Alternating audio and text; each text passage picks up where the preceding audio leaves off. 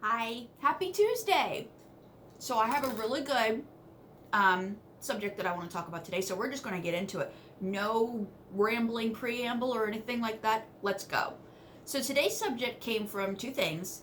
A fellow author posted something about it on Facebook, and I was working on this week's bonus episode. It'll be up today. I'm almost done with it. And when I was pulling the book that I wanted to do the reading from for this week, I noticed the stamp for the secondhand bookstore from which I bought this book. So the subject today is it good or bad to buy from secondhand bookstores? It's kind of a nebulous thing, so let's talk about it. I am of two minds of it. I feel like my writer self and my reader self sometimes stand on two opposing cliffs yelling at each other, you know? So as a reader, I really like secondhand bookstores. I go, the one near my house, I mean, I love going there. I haven't been there in a long time, and that's actually one of the few places I really miss visiting. I have lots of books that I've gotten there, and even my writer side sees a lot of good to it. See, the problem is when you buy books secondhand, the writer does not get paid. Here in the States, we have something called first sale doctrine, which means once you own the physical copy of that book, whoever holds the copyright to that, or whoever sold you that book, they can't stop you from loaning it out or reselling it, the physical copy. So secondhand bookstores, the authors don't see royalties for that. And actually, we'll get to libraries here in a minute. I'm stopping myself. We'll get to libraries in a minute. So there's that problem.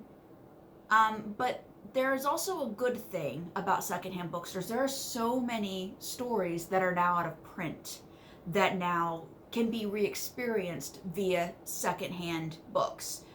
So I pulled this book. This is an anthology called The Color of Evil. It's edited by David G. Hartwell. It's going to be backwards, I'm sorry.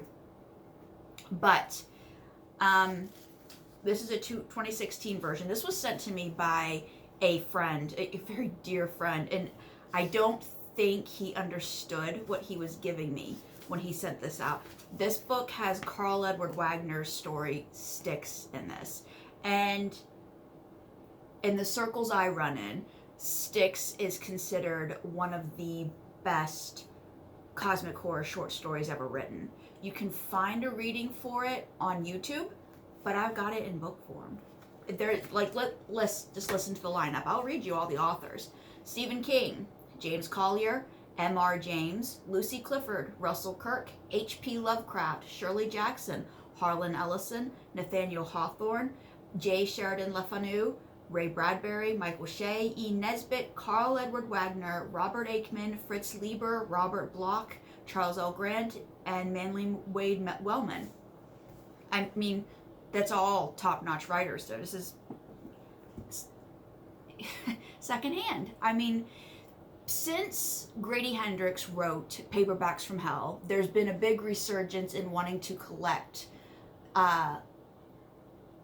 paperbacks from the 70s and 80s and early 90s because of their funny covers, and there was a boom of horror books being put out at that time, so we've got all kinds of really neat issues.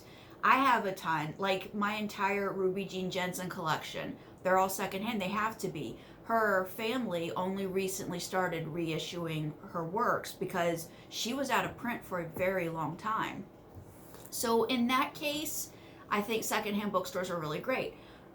Now, when I put on my writer hat,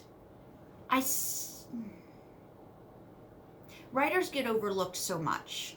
What we contribute to society and entertainment as a whole, writers tend to get overlooked a lot. So the very least we can get is compensated for what we do. And even that's asking for a lot. Like my royalty checks, I can treat myself out to the dollar menu at a fast food place. Just me. That's what this is. When I do conventions, at best, I can hope to break even for travel expenses, hotel expenses, table expenses. That's at best. And certain conventions, like I do bang up work because they're specifically for readers, but other conventions, I've done signings where I haven't sold a single book. I haven't had a single person stop and talk to me.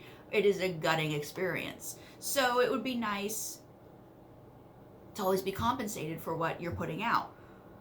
And that's a bummer. But speaking as a writer, it's nice to know that you're being read. It's nice to know people are picking up your books. What I would say is if you pick up a book at a secondhand store and you see that that writer is still active, if that writer is online, do what you can to spread the word about that writer and that work. So much of what we do still is heavily dependent on word of mouth, on, you know, whisper campaigns. Tell your friends, hey, have you read this person? Get online, contact the author and be like, hey, you know, I found you at this secondhand bookstore. Where can I get the rest of your books? I loved it. That writer is not going to go, oh, that sucks, you bought it secondhand. They're going to go, absolutely, you can find everything I have on Amazon. Excuse me, I've been snacking. So there's a good and a bad there. Honestly, if I saw one of my books at a secondhand bookstore, I wouldn't be sad. I wouldn't be upset. It would be like, oh, I hope somebody buys it, and I hope, you know, it turns them on to the rest of my stuff. But I'm very easygoing like that, and my lifestyle is not dependent on my selling books. I don't do this to take care of my family. Thank God. Like, no joke. But I know other people are, and this is a very sensitive subject to some people.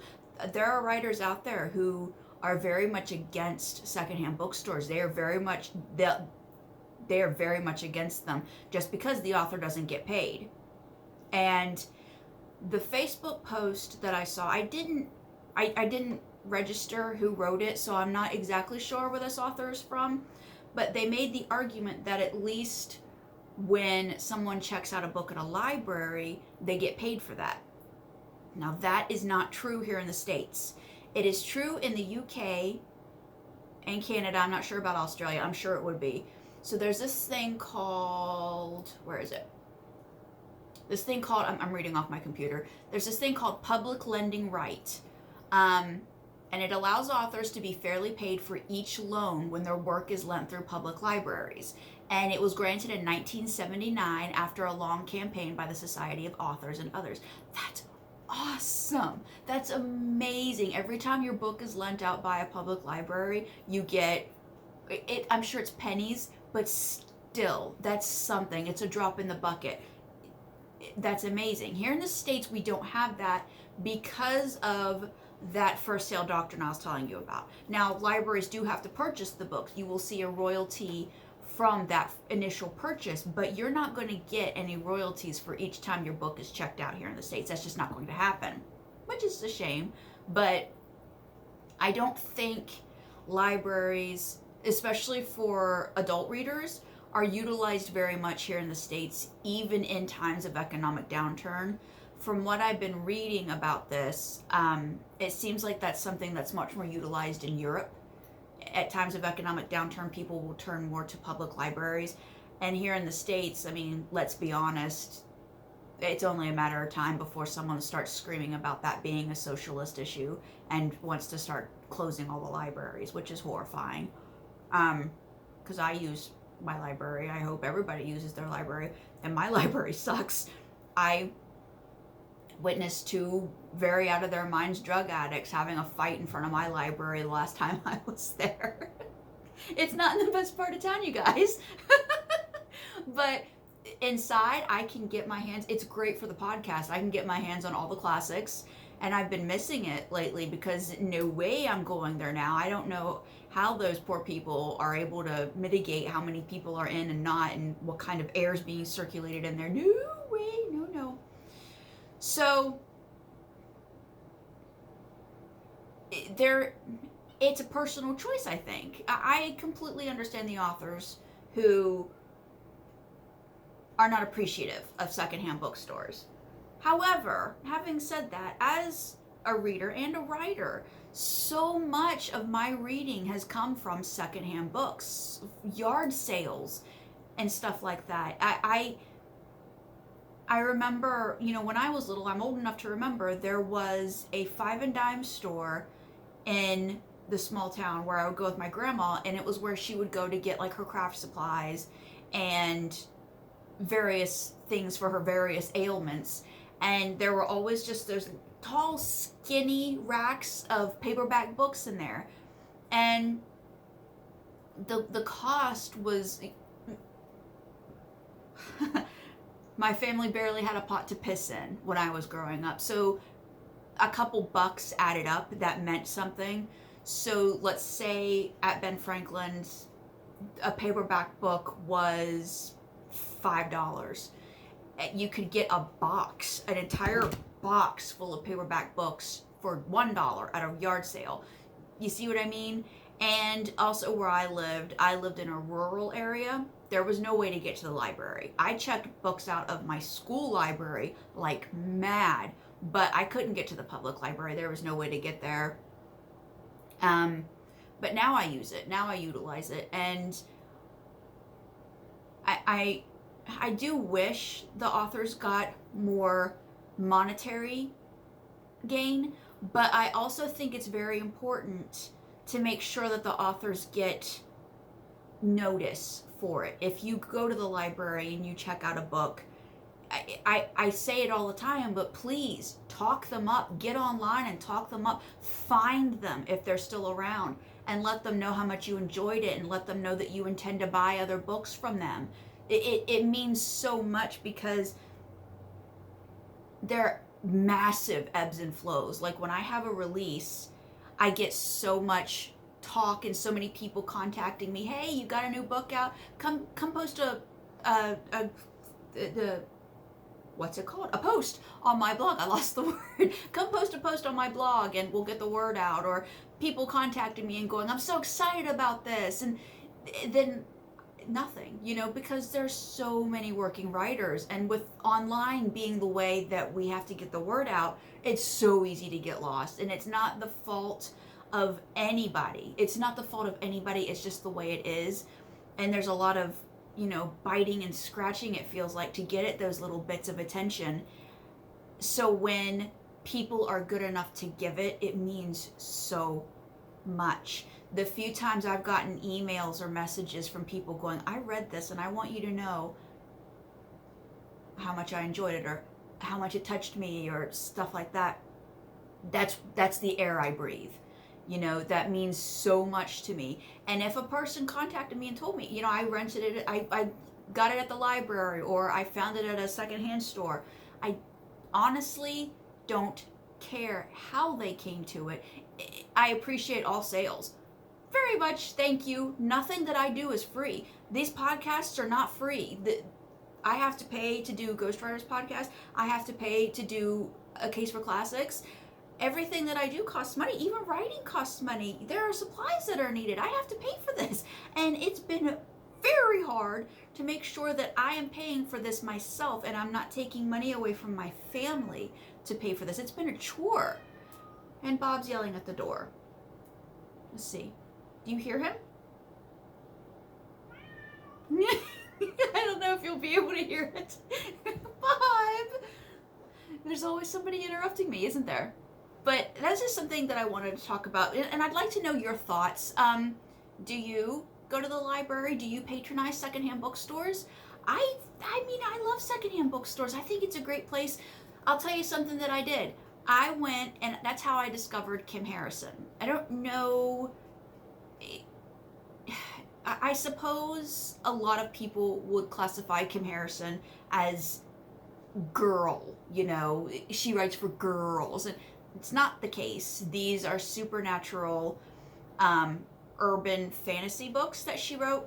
The series is called The Hollows, I think, and the first book is called Dead Witch Walking, I think. But I found that first book at the secondhand bookstore, and it was because the cover caught my eye. Really simple as that. And I read it and loved it. And it's a long series. I think it's like 13 books. And then I went out and bought through proper channels that she would see royalties from the other 12 books.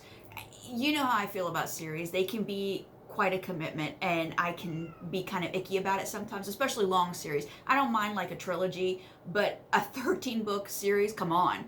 So finding that first one and knowing that I liked it, I think I paid $2 for it at the secondhand bookstore, so it was no big hardship on me to try that out. And I love doing stuff like that. And then it ended up paying off for her. And I'll talk about it. You want to talk about Kim Harrison? We'll talk about Kim Harrison, because I freaking love those books. I haven't had a chance to reread them. I've only read them the once, but I would like to reread them because they were really good. Weird books, I guess. But yeah. And it is hard once you get stuck in a circle or in a sort of insular community to find new authors, because we do tend to clump into groups, and all you see is the stuff from your group. And it's always really exciting to find someone new who I love and then I can tell everybody else about. I don't know if people listen to me, because I don't know, I feel like my tastes are very different from a lot of the other horror writers I hang out with, but who says I have to be like everybody else? Who says everybody has to be like me? That's what's fun about all of this. We're all kind of weird, and our weird works well together, you know? But this isn't me, like, giving permission to go to secondhand bookstores and then assuring you that nobody's going to get pissed about it, because some people obviously are. I'm not. If somebody wants to get pissed with me about it, we're going to have a conversation, because I do think that there are virtues to the secondhand book thing. Having said that, there has to be some sort of consideration given to the author, especially if you enjoyed the work. You know, it's nice that you got that book for $1.50, but let the author know that you enjoyed it, and let them know that because you liked it, you're going to buy more from them. Because let's be honest, I know which one of you was it? Was it Christian or Josh? I can't remember. One of you is anti-ebook. And you do you, but I mean, you can get books for really cheap on ebook, and the author still gets paid. I think it's just me, you guys, where I'm a hound for a deal. Every time I see a deal, ebooks go for sale for 99 cents all the time, and I go through and buy them up. If I was, you know, kind of, I don't know, the second I see it's on sale for 99 cents, suddenly I know I need to read this book. But small press books, they're not expensive, especially with novellas being a thing now. A novella, geez, I think my most expensive book is $13, which for a paperback book is great. Let's not talk about the limited edition books I get put out through through Thunderstorm, because they're collector's items. They're gorgeous, so they cost a little bit more. But my paperbacks, like I said, I think the most expensive one is $13. I mean, you can't complain about that. But I don't know. Chime in. What do you think? What do you think about secondhand bookstores? What do you think about, what do you think about the U.S.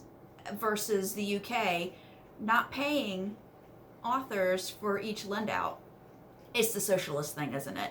I think we here in the States tend to not value artists and creatives as a whole. Like, any creative endeavor that gets taken on that isn't somehow based in LA or New York is somehow seen less than. I think that's a massive shame about our culture, that we don't understand the far-reaching value of the arts. Therefore, we don't understand that it should have a dollar sign next to it to some extent.